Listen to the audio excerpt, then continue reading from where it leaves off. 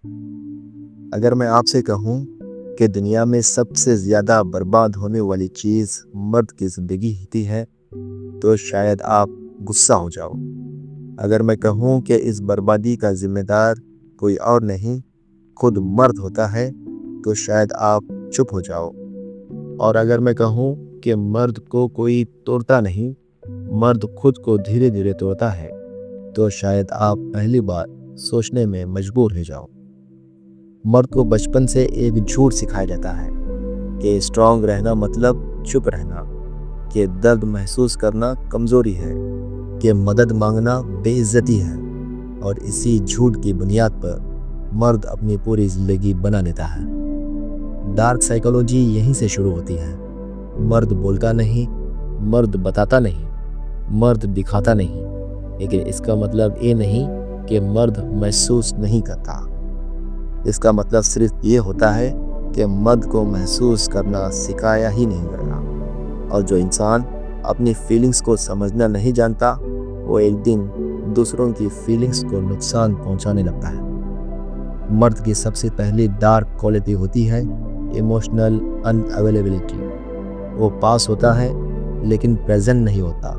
वो साथ होता है लेकिन कनेक्ट नहीं होता। और जब सामने वाला पूछता है कि तुम क्या फील कर रहे हो, तो मर्द के पास एक ही जवाब होता है, मैं ठीक हूँ। ये जवाब सच नहीं होता, ये आदत होता है, ये शील्ड होता है। और ये शील्ड धीरे धीरे रिश्तों के बीच दीवार बन जाता है। मर्द अक्सर ये मानता है कि अगर वो पैसे कमा रहा है तो वो अपना काम कर रहा है। अगर वो जिम्मेदारी निभा रहा है तो उसे सवाल नहीं पूछना चाहिए। यहीं से कंट्रोल थ्रू रिस्पॉन्सिबिलिटी शुरू होता है। मर्द डायरेक्टली नहीं कहता कि मेरी बात मानिए, लेकिन उसकी मेहनत, उसका स्टेटस, उसका सेक्रीफाइस उसके लिए आर्गुमेंट बन जाता है। और जब कोई उस आर्गुमेंट को चैलेंज करे तो मर्द का ईगो जाग जाता है।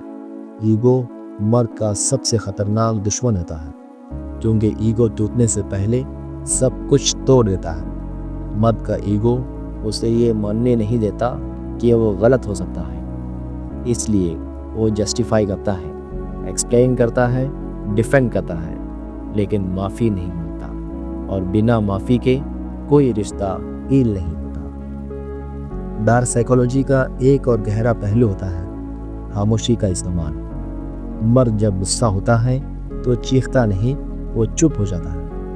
और ये चुप रहना सिर्फ शांति नहीं होती, ये पनिशमेंट होती है। सामने वाला कंफ्यूज होता है, वो अपनी बात पे शक करता है, वो खुद को ब्लेम करने लगता है, और मर्द को लगता है कि उसने कंट्रोल हासिल कर लिया, लेकिन असल में उसने सिर्फ डिस्टेंस क्रिएट किया होता है।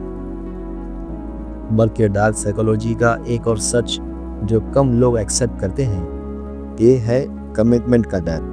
मर्द साथ रहना चाहता है लेकिन बांधना नहीं चाहता। वो बेनिफिट चाहता है लेकिन जिम्मेदारी से घबराता है, इसलिए वो अनक्लियर रहता है, प्रॉमिसेस को टाल देता है, फ्यूचर को वेग करता है, और सामने वाला इसी वेगनेस में अपनी ज़िंदगी अटका देता है।